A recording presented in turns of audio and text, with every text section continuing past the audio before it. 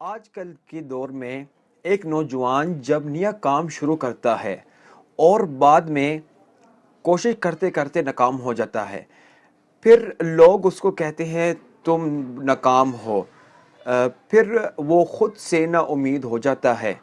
آپ کیا دیکھتے ہو کہ ایک نوجوان اپنے آپ کو موٹیویٹ کیسے کرے؟ بالکل بڑا جینوئن کویسچن ہے اور یہ ایک بڑا پرابلم بھی ہے۔ ہمارے ہاں عموماً ایک فکرے کے ذریعے اس کو ڈسکرائب کرتے ہیں کہ لوگ کیا کہیں گے۔ ٹھیک ہے، میں یہ سمجھتا ہوں کہ اس میں ایک انڈیویجول سے زیادہ سوسائٹی کو رول پلے کرنے کی ضرورت ہے۔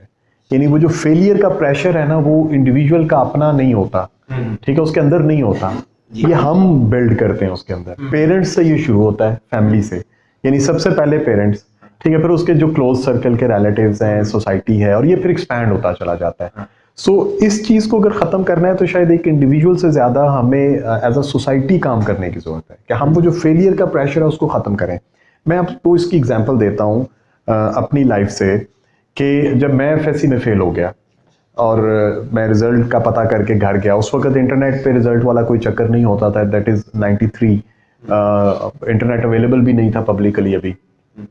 میں گھر گیا تو والد صاحب نے مجھ سے پوچھا کہ ہاں بھائی کیا بنا ہے، تو میں رونے لگ گیا۔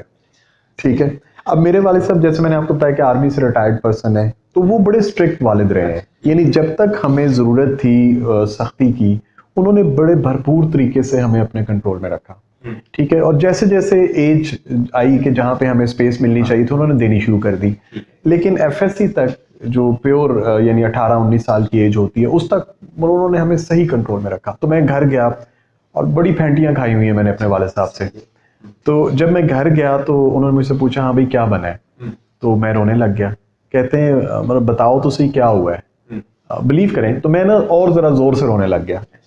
کہتے ہیں بتاؤ تو صحیح، مطلب میں پنجابی اسپیکنگ ہوں، تو پنجابی میں کہتے ہیں یار دستے صحیح ہویا کہ یہ سپلی آ گئی ہے۔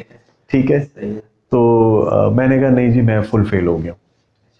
تو میرے والد صاحب نے، جو ایک سخت طبیعت کے، سخت مزاج والد تھے، انہوں نے میرے کندھے پہ تھپکی دی اور مجھے کہا یار پھر کی یہ اگلی باری صحیح۔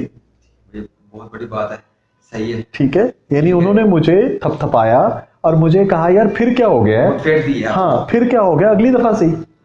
اور الحمدللہ جب میں نے 94 میں ایف ایس سی کی ایگزام دیے تو میں نکل آیا اس سے، آگے چل پڑا۔ شاید یہی راز ہے آپ کو کامیابی کی۔ ڈیفینیٹلی۔ سو یہ جو فیلئر کا فیئر ہے نا، میرے خیال میں یہ انسان کے اندر نہیں ہے، یہ اس کے ارد گرد ہے۔ سو ارد گرد والے لوگ جب تک اس چیز کو ایکسیپٹ نہیں کریں گے، جب تک پیرنٹس خاص طور پہ اپنے بچوں کو اسپیس نہیں دیں گے کہ دے کین بی فیل، کہ وہ فیل ہو سکتے ہیں۔ میں تو پیرنٹس کو ریکویسٹ کرتا ہوں کہ اپنے بچوں کو فیل ہونے دیں آپ، let them try, let them experiment, ٹھیک، انہیں کوششیں کرنے دیں، اگر فیل بھی ہوں گے تو کچھ نہیں ہوتا، بٹ دے ول لرن، سیکھیں گے۔ ایگزیکٹلی، وہ جو کیونکہ فیلئر ہے ہی، میں یہ سمجھتا ہوں کہ جو اللہ تعالیٰ نے ناکامی جس کو ہم فیلئر کہتے ہیں نا، وہ سسٹم میں ڈالی اس لیے، اس کا مقصد انسان کو پیچھے رکھنا نہیں ہے، اس کا مقصد ہے سکھانا۔ ٹھیک ہے، so that is a part of process, یعنی جو انسان کی زندگی کا پورا جو پروسیس ہے اس کا حصہ ہے۔ سو اللہ کسی بھی شخص کو فیل اس لیے نہیں کرتا کہ اس نے اس کو پیچھے رکھنا ہے، بیسیکلی اس کا مقصد ہے کہ وہ سیکھے اس سے، کوئی چیز میں بہتری ہو، ڈیفینیٹلی وہ لرن کرے۔ ٹھیک ہے، تو جو لوگ اس سے لرن کرتے ہیں وہ آگے چل پڑتے ہیں، اور جو لوگ اس میں اسٹک کر جاتے ہیں وہ اسٹک کر جاتے ہیں۔ سو جو یہ فیلئر کا فیئر ہے، اس کو سوسائٹی نے کام کرنا ہے اس کے اندر۔ Individually it's a challenging thing کہ اکیلا بندہ کہ جی میں خود ہی سب سے لڑ لوں گا، یہ مشکل ہے، اس کو سپورٹ چاہیے۔ تو ہمیں ایز اے سوسائٹی اس چیز کو اکاموڈیٹ کرنا ہے۔